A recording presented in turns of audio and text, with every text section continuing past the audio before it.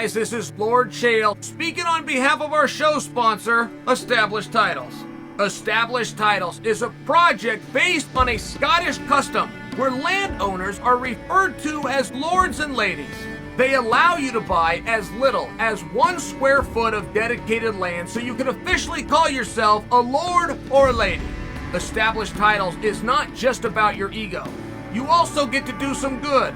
In addition to your new fancy title, Established Titles supports global charities like One Tree Planet and Trees for the Future to help with the afforestation effort. Your title pack gets you at least 1 square foot of dedicated land in a private estate in Scotland. Your certificate features a unique plot number where you can see the exact location of your land.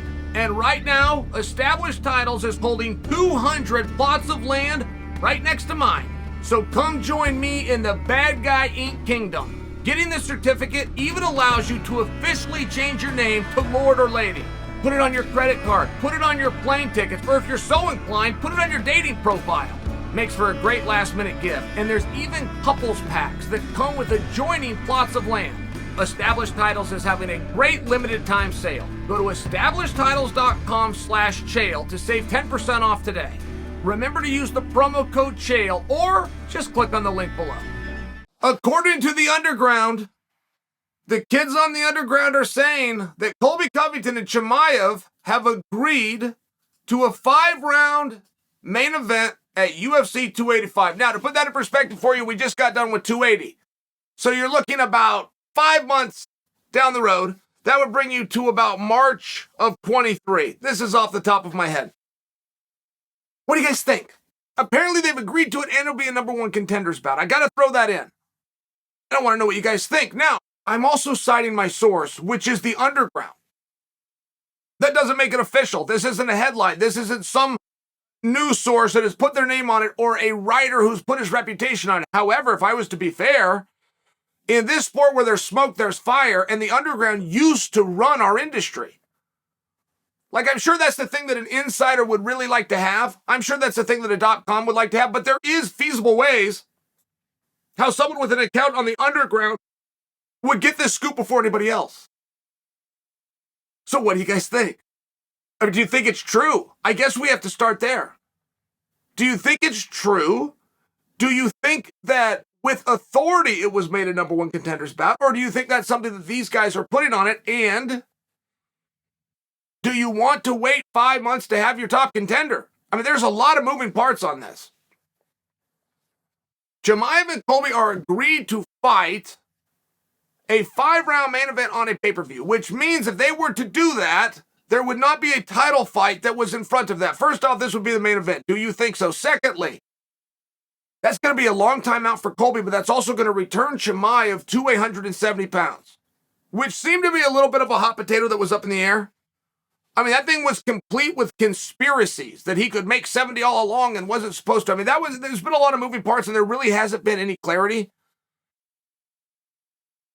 I think that we would all agree that that fight would make sense and that that's the fight that we would like. And if that fight was to happen, it would be a #1 contenders bout. Like, everything seems to check some boxes here. And the mere fact that you have to wait until March for it, right? I mean, generally when there's a hustle or a scoop or a scam, it's coming in a week. It's usually red hot. Like, the con man always involves that in his scheme. I need $100,000, but it's got to be right now.